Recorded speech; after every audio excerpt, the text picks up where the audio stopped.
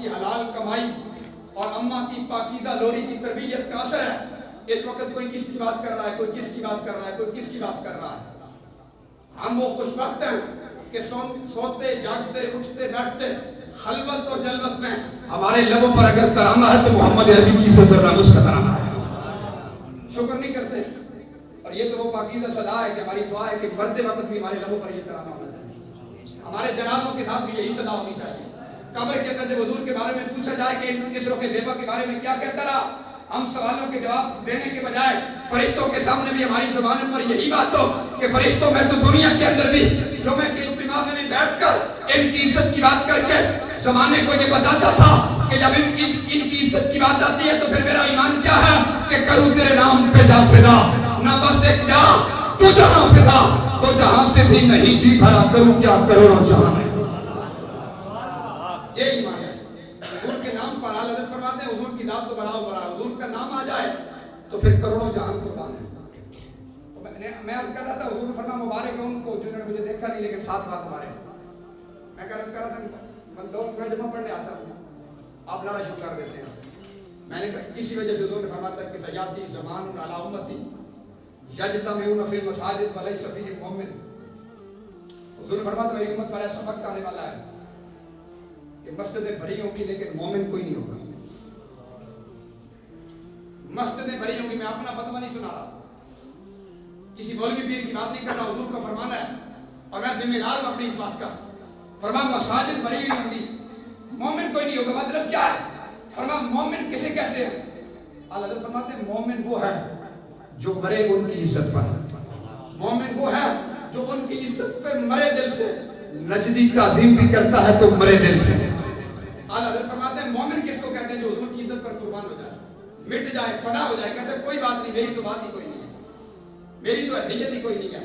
اور بابا جی فیض آباد کے پل پر جب کسی نے کہا نا کہ حضور آپ بڑے قیمتی ہیں, آپ جیسے انسان صدیوں کے بعد پیدا ہوتے ہیں, آپ فیض آباد کے پل سے استعفیٰ لیے بغیر واپس چلے جائیں, تو آپ کی آنکھوں میں آنسو تھے اور آپ نے کمال کا جملہ فرما تم نے حضور کی ختم نبوت کا مسئلہ سمجھ ہی نہیں آیا, تمہیں حضور کی عزت اور ناموس کا مسئلہ سمجھ ہی نہیں آیا. ایک مولوی خادم نہیں, کروڑوں مولوی خادم نہیں, کروڑوں جہان بھی ہونا تو حضور کی ختم نبوت کے مقابلے میں ان کی کوئی حیثیت نہیں ہے. کروڑوں جہان بھی ہو, حضور کی ختم نبوت کے مقابلے میں کسی کی کوئی حیثیت نہیں.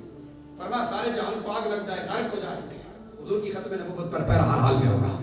یہ ایمان ہے. تو حضور فرمایا مومن کوئی نہیں ہوگا. اور میں نے ایک حدیث پتر جو میں بھی سنائی تھی, اب پھر سنا دیتا ہوں. پھر آ کر فرمایا مساجد بھری ہوئی ہوگی لیکن ہدایت سے خالی ہوگی.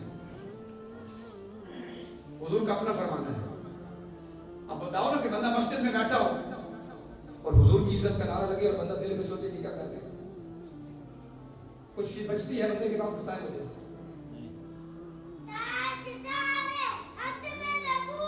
زندہ باد,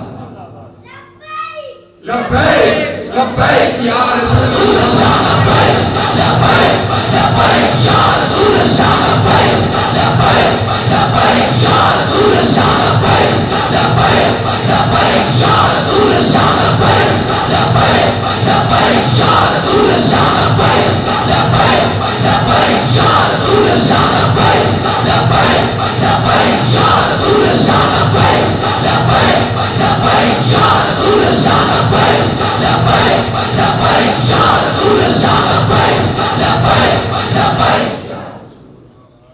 اب اس جذبے کو کوئی مات دے سکتا ہے؟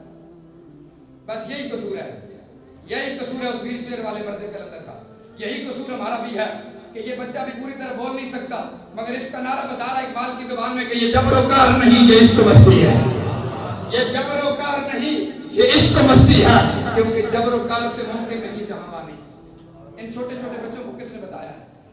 شکر نہیں کرتے خدا کے بندوں, سارے فتنوں سے جان چھڑا کے اللہ نے تمہیں اپنے محبوب کی غلامی کے لیے چنا ہے, حضور کی وفاداری کے لیے چنا ہے. وہ بھی تو بدبخت ہے نا جو زنان پارک پہ بیٹھے ہیں, وہ بھی تو ہے نا. تو آپ خدا کے گھر میں بیٹھ کر حضور کی عزت کی بات کر رہے ہیں, آپ سے بڑا خوش نصیب کوئی نہیں. میں کہتا ہوں میں نیچے اتر جاتا ہوں, آپ مجھے آپ یہاں بندہ کو بیٹھ کے, میں نیچے بیٹھ کے سنوں گا, مجھے بتا دے کہ بندہ اگر دل میں یہ بات سوچے نا کہ یہ حضور کا نعرہ لگتا ہے تو پتہ نہیں یہ مولوی صاحب کیا کرتے ہیں, مجھے سمجھا دے آپ کو. اس کے بعد بندے کا ایمان بچتا ہے, میں فتویٰ نہیں لگاتا, لیکن خود بندہ سوچے.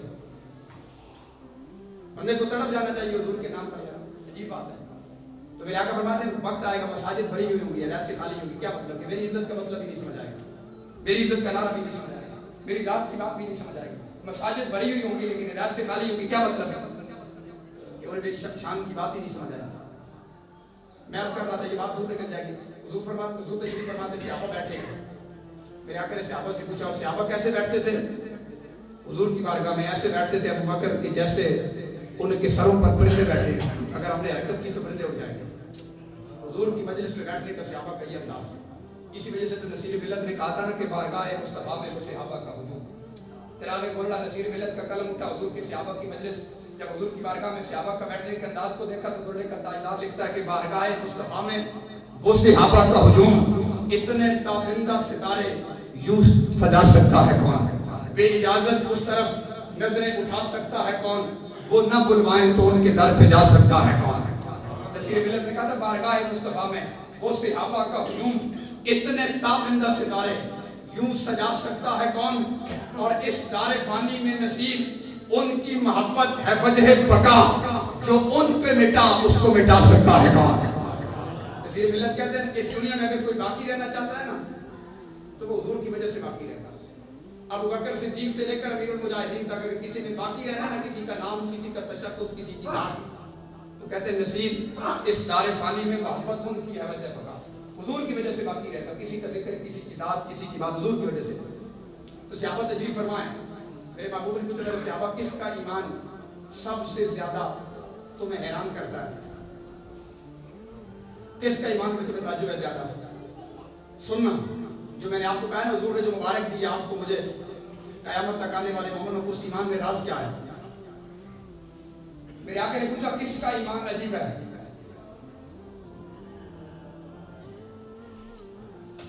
کس کا ایمان عجیب ہے؟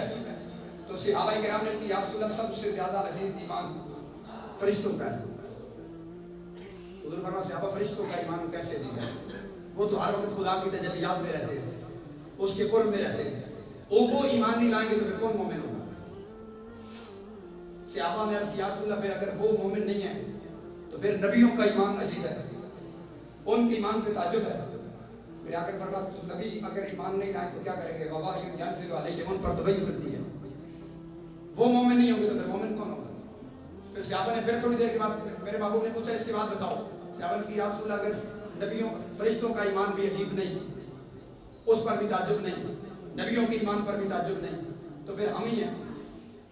ابو بکر کہنے لگے، عمر کہنے لگے، عثمان کہنے لگے، علی کہنے لگے یا رسول اللہ پھر ہمارا ایمان عجیب ہے، ہمارا ایمان پہ تعجب ہو جانا چاہیے، ہمارے ایمان پہ دنیا کو حیران ہونا چاہیے. امام الانبیاء نے فرمایا تمہارے ایمان میں تعجب کی بات کون سی ہے؟ میں نے تو تمہارے سامنے انگلی کا اشارہ کیا ہے تو جان کو اپنے قدموں کے اندر بلا لیا ہے.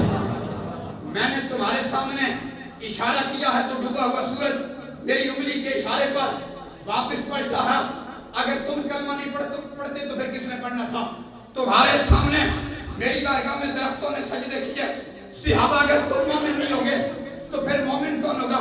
تمہارے سامنے میری مٹھی میں ککریوں نے میرا کلمہ پڑھا ہے. اگر تم مومن نہیں تو پھر مومن کون؟ ایسے صحابہ تمہارے سامنے درختوں نے سجدے کیے. یہ سارے تم دیکھ چکے ہو، یہ سارے معجزات تم دیکھ چکے ہو.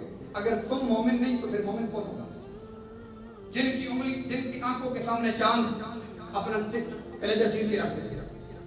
حضرت نے کہا تھا نا کہ ساتھ کا خط ہے کہ خط کا ہم ہے کتاب و تمام ٹوٹ گیا، کام پا ید بیضا کے اثار چھوٹ گیا، جنبش ہوئی کشمیر کی انگلی کو رضا.